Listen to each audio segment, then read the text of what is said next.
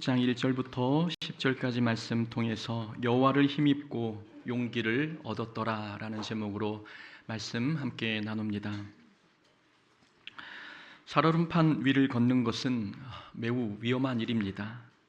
겉으로 보기에는 단단해 보여도 언제 어디서 어떻게 깨질지 알 수 없기 때문입니다.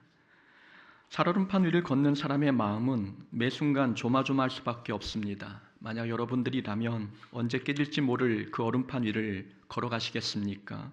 아마 아무도 그런 무모한 위험을 감수하려 하지 않을 것입니다. 하지만 다윗은 마치 살얼음판 위를 걷는 것처럼 불안하고 가슴 졸이는 인생을 살고 있었습니다.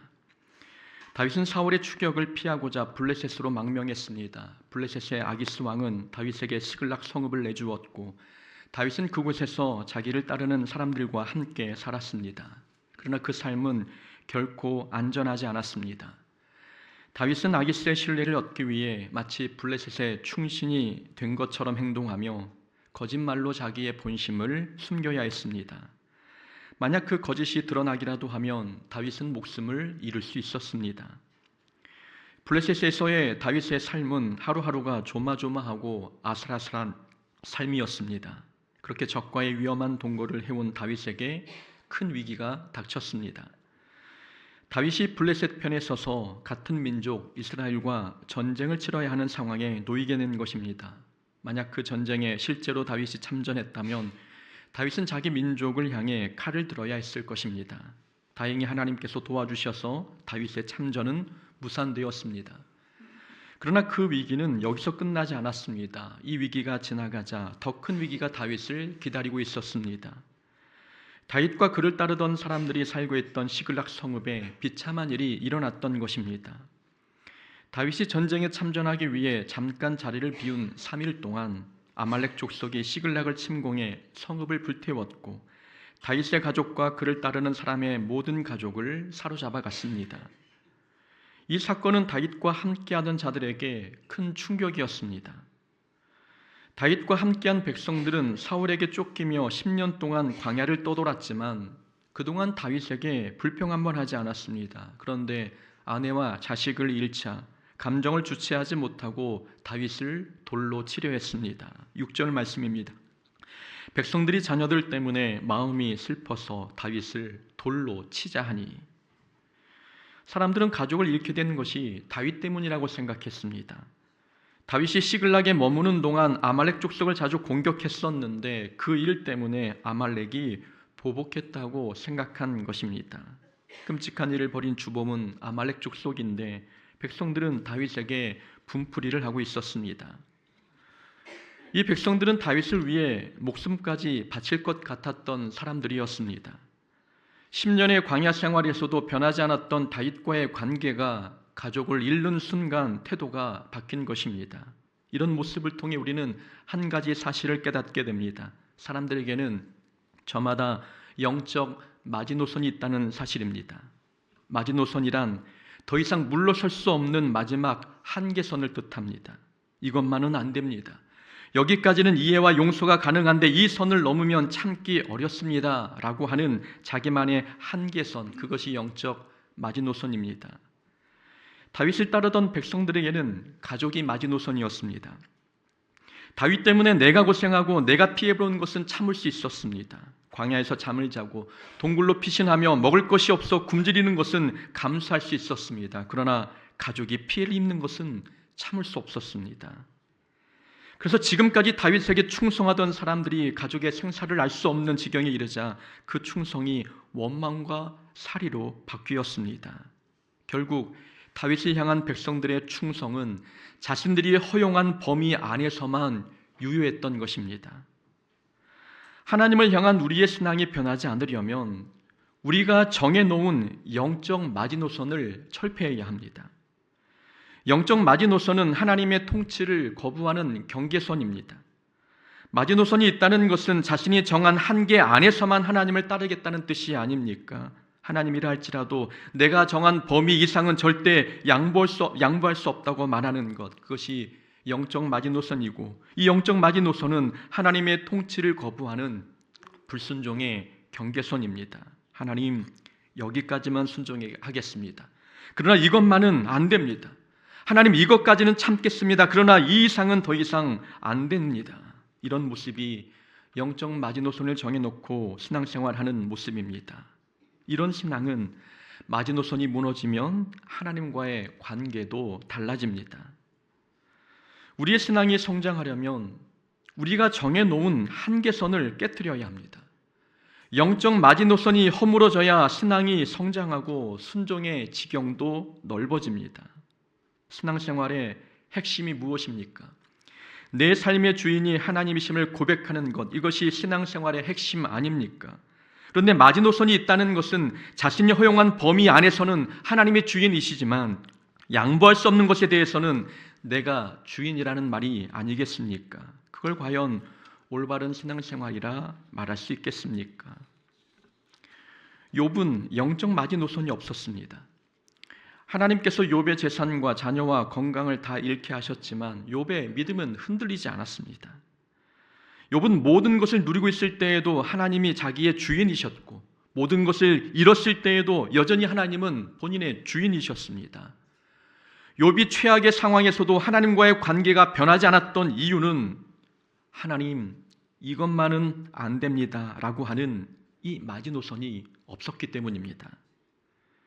그러나 욥의 아내는 소유와 자녀를 잃고 남편이 병까지 들자 남편을 향해 하나님을 욕하고 죽으라고 외쳤습니다. 욥의 아내에게 하나님은 복을 주실 때만 주인이셨습니다.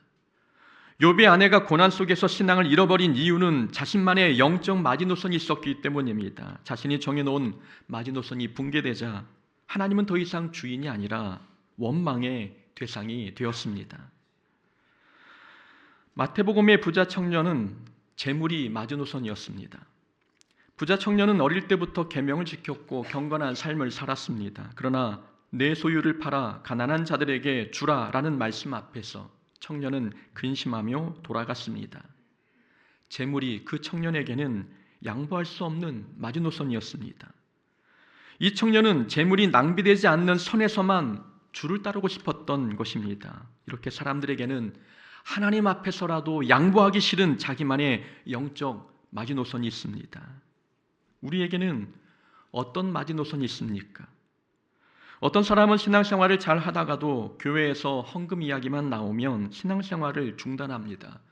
혹시 돈이 그 사람의 마지노선이기 때문은 아닙니까? 어떤 사람은 열심히 봉사하다가도 자존심 상하는 말을 들으면 그 열심이 식어버립니다. 자존심이 그 사람의 신앙의 한계선이기 때문입니다. 시간이 마지노선인 사람도 있습니다. 그런 사람은 주일 예배까지만 드리고 그 외의 시간은 하나님께 드리지 않습니다. 이성과 상식이 영적 마지노선인 사람도 있습니다. 그런 사람은 하나님께서 우리의 이성과 상식을 뛰어넘는 초자연적인 역사를 행하시면 잘 믿으려 하지 않습니다. 영적 마지노선이 선명하면 선명할수록 불순종의 횟수는 많아지는 법입니다. 하지만 예수님의 가르침을 보면 영적 마지노선을 허물라는 의미가 많이 담겨 있습니다. 예수님께서는 70번씩 7번이라도 용서하라고 말씀하셨습니다. 사랑과 용서에는 한계가 없어야 한다는 말씀입니다. 오른편 뺨을 치거든 왼편을 돌려대라는 말씀도 인내의 한계를 정하지 말라는 말씀입니다. 아무든지 나를 따라오려거든 자기를 부인하고 자기 십자가를 지라라고 말씀하셨습니다. 순종과 헌신에도 우리가 정해놓은 우리만의 한계선이 없어야 한다는 말씀입니다. 신앙의 좋고 나쁨을 구분하는 기준은 다른 것이 아닙니다. 신앙생활에 자기만의 영적 마지노선이 있느냐 없느냐 이것을 보면 알 수 있습니다. 신앙이 깊은 사람은 자기만의 한계선, 자기만의 마지노선을 만들지 않습니다. 다윗도 다른 사람들과 똑같이 가족을 잃었습니다. 그러나 다윗은 다른 사람을 탓하지도 않았고 하나님을 원망하지도 않았습니다. 또한 다윗은 사울을 죽일 수 있는 기회가 있을 때에도 죽이지 않았습니다. 다윗에게는 이것만은 참을 수 없어 라고 하는 감정의 마지노선, 억울함의 마지노선이 없었기 때문입니다. 영적 마지노선을 두고 신앙생활을 한다는 것은 하나님을 따르되 내가 정한 한계 안에서만 따르겠다는 태도입니다. 이런 신앙은 하나님 중심이 아니라 자기 자신이 중심인 신앙입니다. 이런 신앙으로 어찌 십자가의 길을 끝까지 걸어갈 수 있겠습니까? 자기가 원하지 않는 결과나 문제가 발생하면 하나님을 대하는 태도가 변할 게 뻔한데 영적 마지노선을 만들고 어찌 십자가의 길을 끝까지 완주할 수 있겠습니까? 우리가 어떤 상황에서도 하나님과의 관계가 흔들리지 않으려면 이것만은 안 됩니다 라고 하는 영적 마지노선을 철폐해야 합니다. 5절에 보면 다윗의 두 아내 아히노암과 아비가일도 사로잡혀 갔다고 기록하고 있습니다. 비극적인 일이 다른 사람에게만 일어난 게 아니라 다윗에게도 동일하게 일어났습니다. 지금 힘들고 고통스러운 것은 백성들만이 아니었습니다. 다윗도 역시 똑같이 슬프고 고통스러웠습니다. 그런데 다윗은 다른 사람들처럼 불평하거나 원망하지 않았습니다. 다른 백성들이 다윗을 돌로 치려 할 때 다윗은 7절에서 제사장 아비아달을 불러 하나님의 뜻을 물었습니다. 이 위기를 어떻게 해결해야 할지 하나님께 기도한 것입니다. 위기를 만났을 때 남 탓을 하며 불평하는 사람이 있는가 하면 위기 때 하나님께 기도하는 사람이 있습니다. 같은 문제를 겪어도 어떤 사람에게는 그 문제가 원망거리가 되지만 어떤 사람에게는 기도 제목이 됩니다. 그래서 기도의 재료와 원망의 재료는 같습니다. 오늘 주보에 실은 신앙의 글도 바로 이런 내용이었습니다. 주보에 있는 내용을 한번 다시 읽어드리겠습니다. 인생을 살다 보면 예기치 못한 문제에 부딪힐 때가 많습니다. 이때 사람들은 보통 두 가지 반응을 보입니다. 어떤 이는 환경을 탓하고 사람을 원망하며 심지어 하나님을 향해 불평을 쏟아냅니다. 하지만 어떤 이는 그 문제를 붙들고 하나님께 기도합니다. 상황은 같지만 누군가는 그 문제를 원망의 재료로 삼고 누군가는 기도의 재료로 삼습니다. 그러고 보면 기도의 재료와 원망의 재료는 같습니다. 같은 시련과 고난이라 할지라도 그것이 원망으로 이어질지 기도로 이어질지는 우리의 선택에 달려 있습니다. 믿음의 사람은 문제를 원망이 아니라 기도 제목으로 바꿉니다. 그럴 때 문제는 불평거리에 머물지 않고 이 문제는 하나님을 만나는 축복의 통로가 됩니다. 목요일 아침에 보내드린 카톡도 같은 내용이었을 것입니다.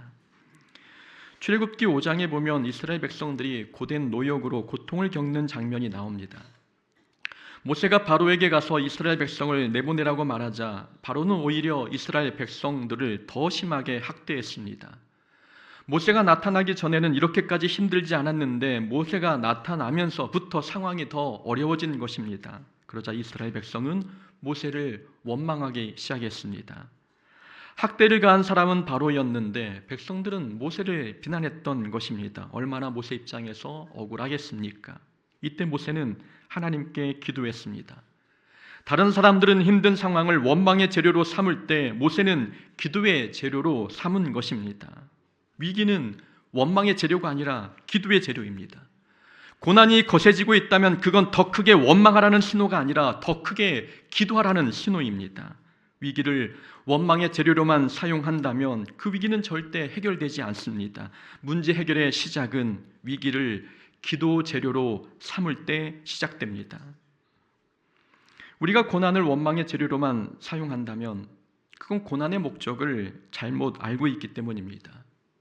고난은 우리에게 무익한 것이 아니라 영적 유익을 줍니다. 다윗을 한번 생각해 보십시오. 다윗은 블레셋에 망명할 때 하나님께 기도하지 않고 결정했습니다.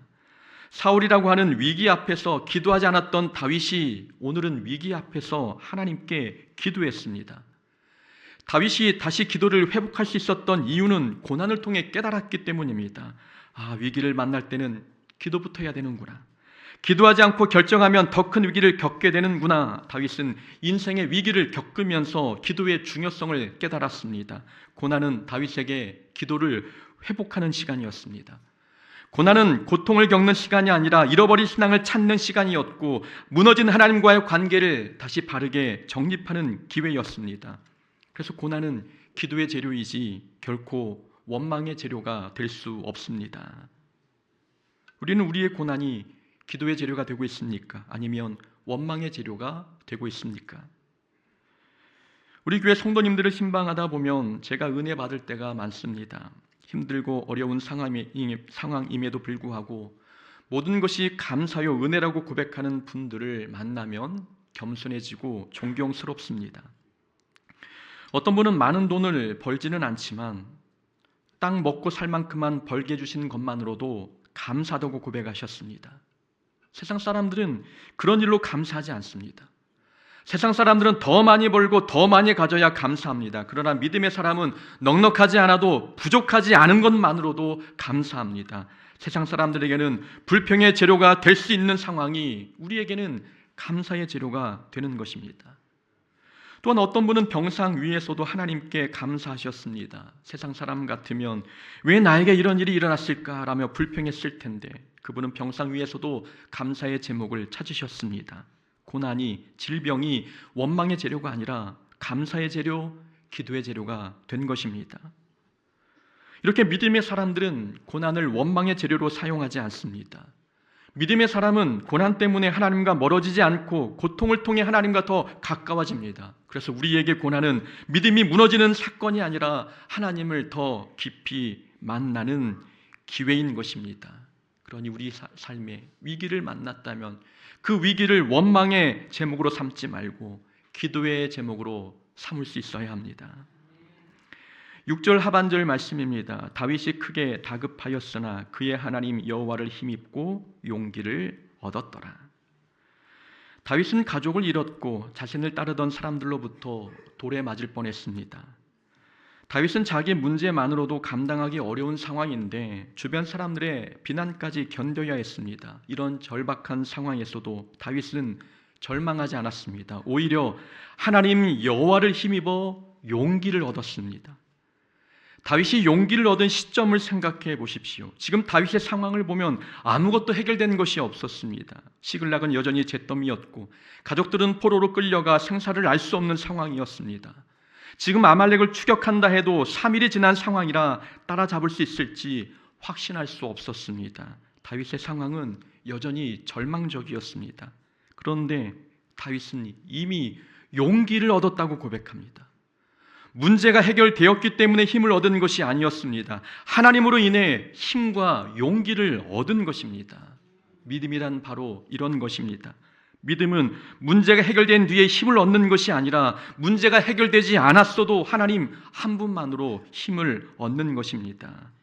문제가 해결되어야만 힘이 난다고 여러분 생각하십니까? 그렇지 않습니다. 힘은 하나님이 주시는 것이지 해결된 문제가 우리에게 힘을 주는 것은 아닙니다. 출애굽기 이야기를 다시 한번 생각해 보겠습니다. 모세가 이스라엘을 구원하기 위해 바로를 찾아갔을 때 이스라엘 백성의 상황은 오히려 더 악화되었습니다. 그래서 이스라엘은 모세를 원망했습니다. 이때 모세는 하나님께 기도했고 그러자 하나님께서 그 기도에 응답하셨습니다.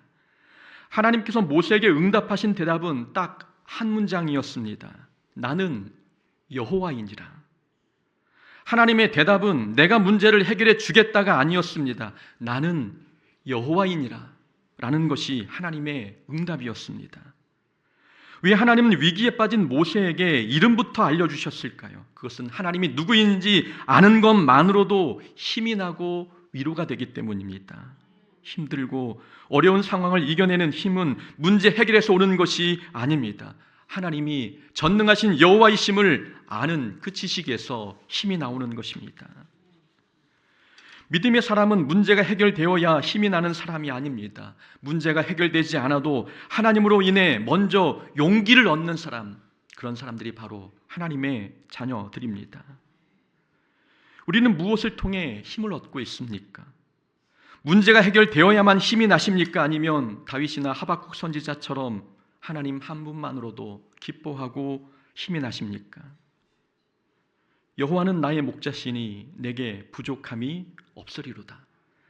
양들에게 필요한 것은 푸른 초장이나 쉴만한 물가가 아닙니다. 바로 목자입니다. 양들은 목자와 함께 있는 것이 가장 안전하고 힘이 되는 상황입니다. 우리도 목자 되신 하나님과 함께하면 그것으로 충분하지 않습니까? 삶이 풍족하지 않아도, 우리의 건강이 잠시 사라져 버려도 하나님이 우리와 함께 하시면 그 하나님만이 우리를 두려움과 불안에서 건져주시고 힘과 용기를 공급해 주십니다. 우리가 아무리 기도해도 문제 해결이 더딜 수 있습니다. 아니, 어쩌면 기도해도 우리 문제가 해결되지 않을 수도 있습니다. 그래도 우리는 걱정할 필요가 없습니다. 하나님께서 함께 하시는 한 우리는 힘과 용기를 잃지 않을 수 있기 때문입니다. 우리가 믿는 하나님, 우리 아버지 되신 하나님은 살아계신 분이십니다. 힘들고 힘이 빠질 때 다른 것 생각하지 마시고 하나님은 살아계시고 전능하신 분이심을 기억하십시오. 정말 이렇게 한번 시도해 보십시오. 문제가 해결되지 않아 낙심이 될 때 하나님은 살아계셔, 하나님은 전능하신 분이셔, 하나님은 나의 아버지가 되셔, 이 말을 본인 스스로에게 해보십시오. 그 말이 우리를 힘이 나게 할 것이고 용기를 얻게 할 것입니다. 오직 여호와를 앙망하는 자는 새 힘을 얻으리니 독수리가 날개치며 올라감 같을 것이요. 여호와를 앙망하는 자, 그 여호와를 바라보고 의지하는 자는 새 힘을 얻을 것이라고 말씀하고 있습니다. 문제가 해결되지 않아도 하나님을 바라보는 것만으로도 힘을 얻을 수 있다는 말씀입니다. 우리 힘의 근원은 하나님이십니다. 하나님은 우리의 힘이 되시고 반석이 되시며 요새가 되십니다. 그러니 힘을 얻기 위해 사람을 붙들거나 상황을 붙들지 마십시오. 엉뚱한 것을 붙들지 마시고 살아계시고 전능하신 우리 아버지 하나님을 붙드십시오. 믿음의 사람은 하나님 한 분만으로 힘과 용기를 얻습니다. 다윗은 아비아달 제사장에게 에봇을 가져오라고 이야기합니다. 하나님의 뜻을 묻기 위함이었지요. 내가 아말렉 군대를 추격하면 따라잡겠나이까? 다윗이 하나님께 묻자 하나님은 이렇게 대답하십니다. 그를 쫓아가라. 내가 반드시 따라잡고 도로 찾으리라. 지금은 상황이 급박한 상태입니다. 아말렉과의 거리가 이미 사흘의 차이가 있었습니다. 지금 바로 추격한다고 해도 따라잡을지는 불확실했습니다. 한시가 급한 이런 상황 속에서 다윗은 하나님께 먼저 기도했습니다. 이 기도하는 시간에 적군이 더 멀리 달아날 수 있는 상황이었습니다. 그럼에도 불구하고 다윗은 아무리 급해도 아무리 조급해도 먼저 하나님께 물었습니다. 기도는 시간 낭비가 아닙니다. 예배드리는 시간도 세월을 낭비하는 것이나 에너지를 소비하는 시간이 아닙니다. 인생이 아무리 바쁘고 급해도 하나님과 교제하는 것은 오히려 잃어버린 시간을 만회하는 기회입니다. 다윗은 아말렉을 추격했습니다. 그러나 다윗과 그의 군대는 이미 체력이 크게 소진된 상태였습니다. 블레셋 왕 아기스의 요구로 전쟁터에 나갔다가 시글락으로 다시 돌아오는 데만 사흘이 걸렸습니다. 사흘을 걸어 돌아온 그들이 다시 3일 길을 앞서간 아말렉을 따라잡기 위해 출격한 것입니다. 사기도 떨어지고 체력도 바닥난 상태에서 이 3일 길 앞에 있는 적을 따라잡는 것 쉬운 일이 아니었습니다. 그런데 다윗은 결국 아말렉을 따라잡았고 사로잡혔던 사람들을 모두 되찾았으며 전리품까지 얻어서 돌아왔습니다. 어떻게 이런 일이 가능했겠습니까? 그 비밀은 바로 기도에 있었습니다. 다윗은 추격하기 전에 먼저 하나님께 물었습니다. 급하다고 해서 기도를 생략하지 않았습니다. 상황이 급할수록 더 하나님께 나아갔고 하나님으로부터 분명한 응답을 받았습니다. 쫓아가라. 내가 반드시 따라잡고 도로 찾으리라. 3일 길을 따라잡는 것은 인간의 능력으로는 불가능한 일이었습니다. 이건 하나님께서 도와주셨기에 가능한 일이었습니다. 그 다윗의 승리는 군사력의 승리가 아니라 기도의 승리였습니다. 기도는 결코 시간 낭비가 아닙니다. 예배는 인생을 뒤처지게 만드는 시간이 아닙니다. 세상 사람들은 기도하는 시간을 비효율적인 방법이라고 생각할지 몰라도 믿음의 사람에게 이 기도는 시간을 잃어버리는 것이 아니라 잃어버린 시간을 만회하는 길입니다. 개인적인 고백을 하나 하겠습니다. 저는 1995년에 신학대학에 들어갔습니다. 원래 나이대로라면 91학번이 돼야 맞습니다. 근데 고3 때도 원하는 대학에 떨어졌고 재수를 해도 대학에 들어가지 못했습니다. 재수했을 때에는 후기 대학도 넣었고 전문대도 지원했습니다. 그런데 모두 낙방이었습니다. 자랑은 아니지만 저는 고등학생 3년 내내 반에서 2등 밑으로 떨어져 본 적이 없었습니다. 그런데 전문대에 떨어지다니 저는 믿을 수 없었습니다.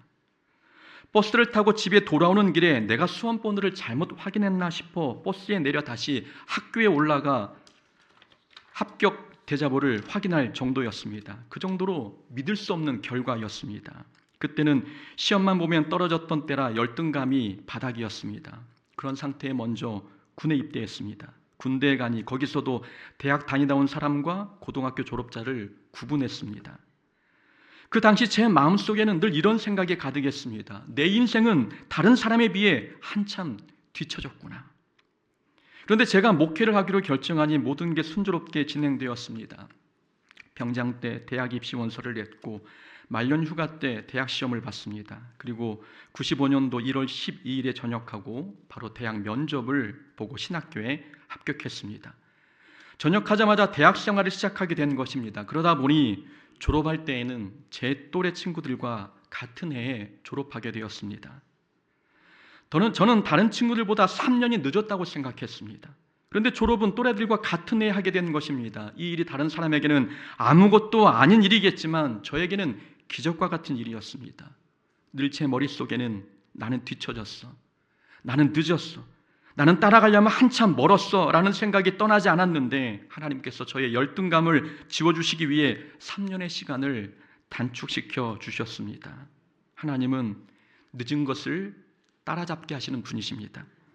하나님은 잃은 것을 만회해주시는 분이시고 지난날에 대한 아쉬움과 안타까움을 다 지우고도 남을 만큼 큰 은혜를 주시는 분이십니다.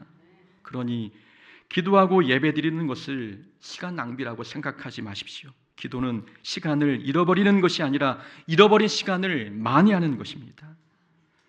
우리 하나님은 전능하신 분이셔서 시간을 주관하시고 모든 환경을 다스리십니다. 여호수아가 가나안 땅을 정복할 때 적을 소탕할 시간이 부족하자 하나님께 기도하며 태양을 향해 선포했습니다. 그러자 하나님께서는 태양을 멈추어 주셨습니다. 히스기야 시대 때는 히스기야의 생명을 15년 연장해 주셨고 그 징표로 해시계의 그림자를 10도나 뒤로 물러나게 하셨습니다. 하나님은 흐르는 시간을 멈춰 세워서라도 우리에게 승리를 안겨주셨습니다. 하나님은 끝나가 버린 한 사람의 인생도 다시 시계를 돌려 새로운 삶을 시작하게 하셨습니다. 그러니 잃어버린 세월, 낭비된 시간을 아까워하지 마십시오.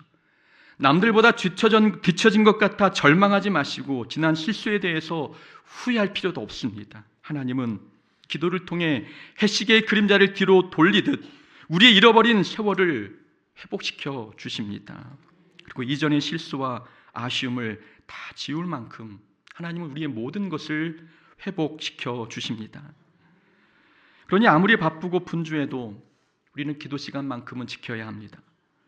아무리 급하고 중요한 일이 있다 해도 먼저 하나님께 예배부터 해야 합니다. 기도는 때로 하나님의 계획으로 가는 지름길이고 예배는 하나님의 계획을 향해 달려가게 하는 영적 힘이 됩니다.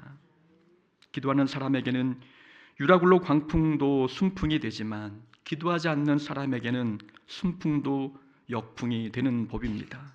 그러니 바라건대 우리 모두는 시간이 없을수록 조급할수록 상황이 바쁠수록 더 기도하고 예배 자리에 멈춰서서 하나님을 예배하는 자가 되기를 주의 이름으로 축원합니다. 아멘.